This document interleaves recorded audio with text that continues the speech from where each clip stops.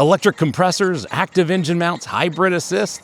Do you remember when AMGs were little Mercedes with oversized motors? Well, I do, but this CLE 53 might just be the most technologically advanced coupe AMG has ever made, and it's certainly quite capable. In this episode, we're going to look at how all of this tech works most of the time. What's it like? Buckle up, my friends. Let's go for a drive.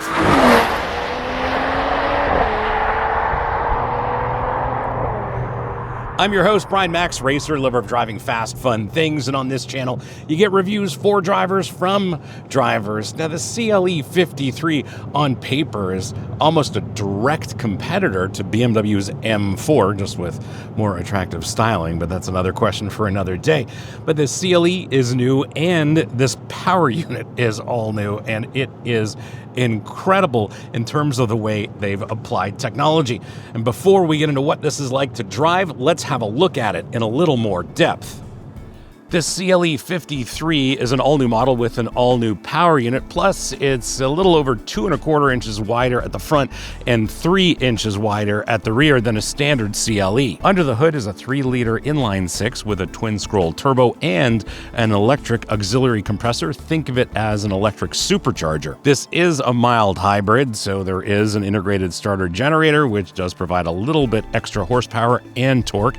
Combined, this makes 443 horsepower from 5,800 to 6,100 RPM and 413 pounds of torque from 2,200 to 5,000 RPM. And there's a bonus. On overboost for 10 seconds, it'll make a maximum of 443 pounds of torque. There are active engine mounts tuned by AMG. The transmission is a 9-speed automatic with a wet clutch, not a torque converter. This is all-wheel drive, and the system is tuned by AMG, and it's fully variable. It does have a drift mode if that's your thing. Steering's electrically assisted, and this does have rear steer. Brakes are massive, both front and rear, with multi-piston calipers at the front. Fun fact, the brake calipers are red because studies show that red makes you stop faster. That's definitely science at work. Standard wheels and tires are 19s, or there are optional 20s like you're seeing on this particular one. Curb weight of the CLE 53 is 4,420 pounds.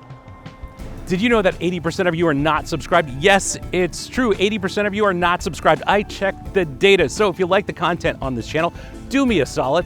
Hit that subscribe button. Make sure you like this. And if you want to support the channel, please hit up our merch store. Links here, links below. Lots of great stuff for driving enthusiasts like us, including our very popular line of Save the Manuals merch. Now back to your regularly scheduled episode.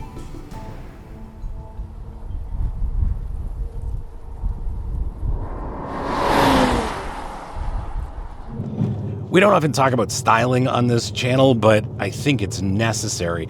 This car's natural competitor is the M4, and we all know what that looks like. And in contrast, this is very attractive. It's athletic, it's muscular, conveys some of that AMG attitude. And fun fact, AMG has placed the badges specifically on this car so that you maximize your cars and coffee cred. For me, this cockpit is a bit of a gem, starting with the seating position. You're nice and low in the car. It seats right on the floor. These are the standard seats, not the optional AMG performance seats, and they're supportive enough, definitely on the comfortable side, that's for sure. And here behind the wheel, I've got a great interface to the steering wheel and the pedals. I'm just set up perfectly. The steering wheel is one of AMG's fancier ones with some carbon fiber and this suede microfiber here where your hands are supposed to be at 9 and 3, as you guys know.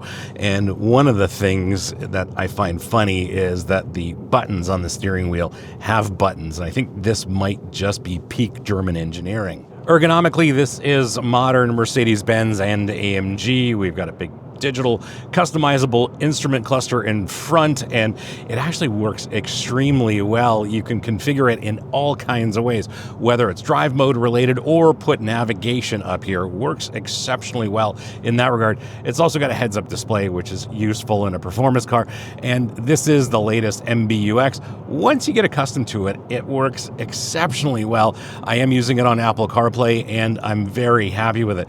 To be fair, I really have no complaints about about this, except I would love a couple of buttons or dials. For example, I'd love a volume knob. That would be very helpful, but I get why they do this. Not necessarily a fan, but please, Mercedes-Benz and AMG, can we have a volume knob? The styling and the finishing in this cabin is also another highlight. It's very attractive here.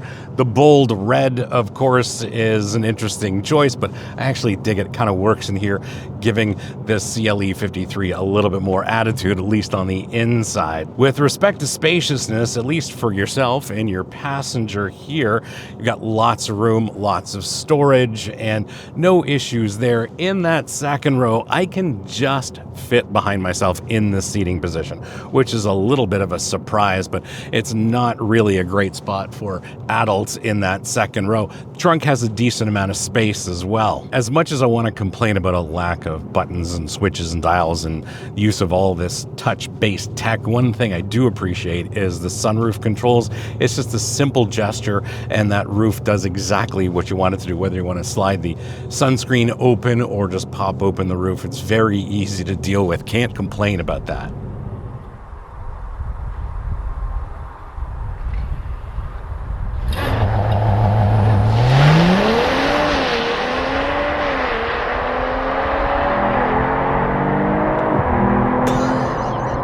This thing is ridiculously quick, and as much as Mercedes-AMG wants to tell us that it does 0 to 60 in 4 seconds flat, that's not the truth. This is much quicker. I'm sure somebody's measured it. My experienced seat of the pants measurement says this is 3.5, 3.6 maybe, 0 to 60, and we're currently on winter tires. Maybe that helps with a little bit of grip, but certainly the cold temps don't. But yeah, this is much quicker than they say it is, and especially when you got the inline-six, the turbo spooled, the auxiliary electric compressor adding some boost, and the hybrid, the electric motor adding more power to this. This is exceptionally quick, and yes, indeed, it is quicker than they say it is. And about this engine, the way they've designed this with the electric compressor, that sort of electric supercharger, it works exactly as promised. This engine drives more like a naturally aspirated engine. Its throttle response is as crisp as it gets with a turbocharged motor, and I don't think I've really experienced anything quite as responsive in terms of a turbocharged motor ever before. It's pleasantly surprising how it all works, and it definitely works as promised. The 9-speed automatic does exactly what you want in an AMG. Upshifts, downshifts, they're perfect no matter what the drive mode. These shifts are so quick, so crisp. It's exactly what you want out of an automated gearbox if you're not driving a manual, of course. The way the all-wheel drive system puts down power in any situation is incredible. It's definitely tuned by AMG. Whether you're exiting a corner, just rocketing in a straight line, it's always incredibly sure-footed. I'm very impressed with how it puts its power down, and I've had the chance to drive it in a little bit of slippery conditions and some rain, and this thing is incredibly sure-footed. Fun fact, this car has more drive modes than I have streaming subscriptions, and each of those modes controls about 89 different parameters, which are about the same number of settings I never touch on my phone. Now, the one thing they do here in the CLE 53 is augment the sound, and I'm not necessarily a big fan of this whole situation. Modern AMGs have something called enhanced engine sound, which is corporate speak for we made it too quiet on the outside, so we're going to pipe some noise in through the speakers to make you feel better about yourself. It's like auto-tune for engines, but here's the funny thing. It actually sounds good in here. They've basically created the automotive equivalent of Instagram filters for your ears, and just like Instagram, nobody wants to admit to using it, but everybody is happier with the result. It sounds so good in here. There's a fantastic, almost V8-like rumble from this augmented sound.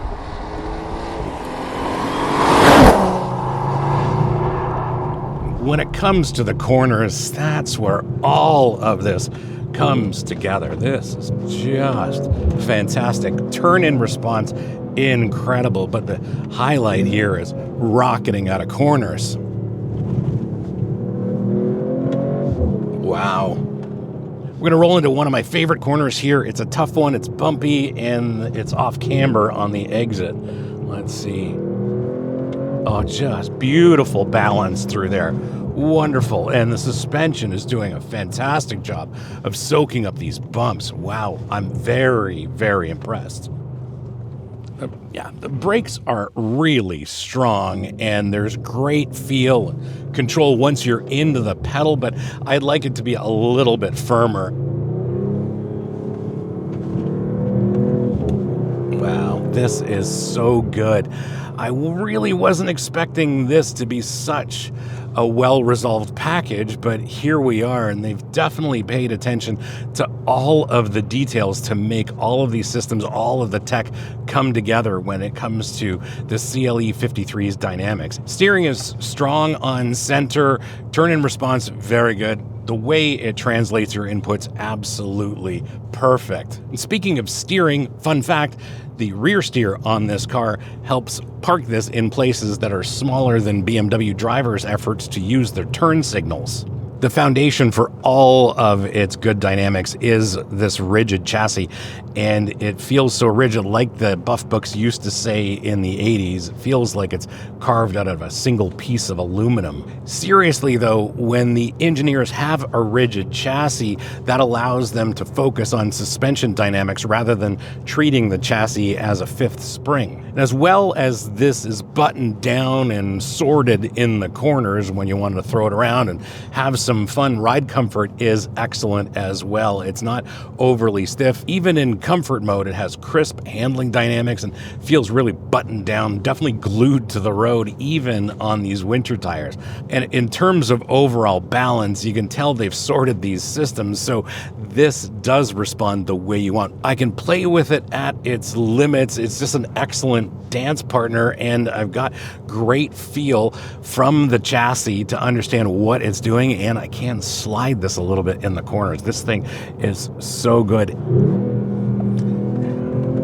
Wow, it just feels so natural in the corners, very responsive, feels like an extension of me. It responds exactly the way I want it to. Very impressive.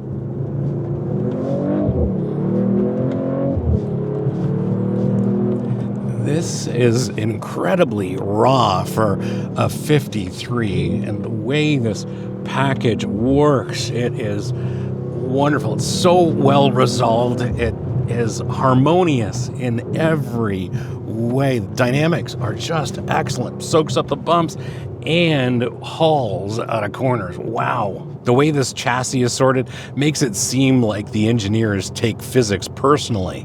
To be fair, I didn't expect such a well-resolved handling package to be part of something that has a 53 badge on it. And speaking of which, I'm pretty sure that there's a 63 coming with a V8 twin turbo.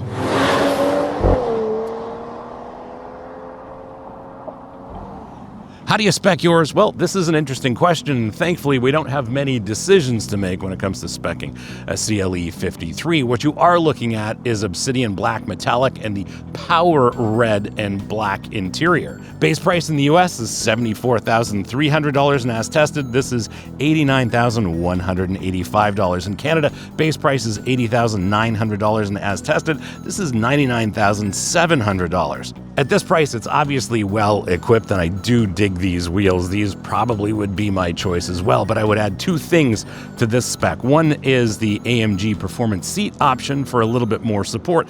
As well, I'd add the full driver assistance package, and these colors, absolutely perfect for me. This is a great spec for this car.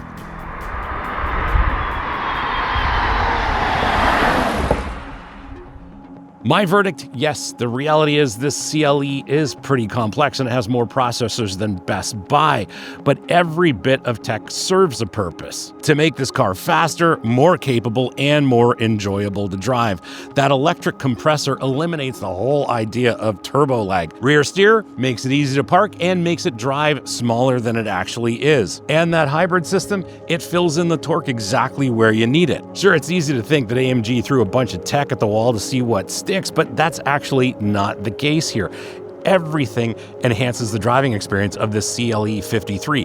Is it an AMG of old? Well, certainly not, but if this is the future of AMG performance, it's something I can definitely get behind. Here's the genius of modern AMG. They've basically designed the automotive equivalent of a Swiss Army knife that's designed by Tony Stark. That electric auxiliary compressor kicks in faster than your dating app matches ghost you, instantaneously filling the torque gap while the main turbo spools up. Then the 48-volt hybrid system adds its own layer of torque like a performance-enhancing condiment. The result is a 3-liter AMG coupe that punches way above its weight, making David versus Goliath look like a fair fight.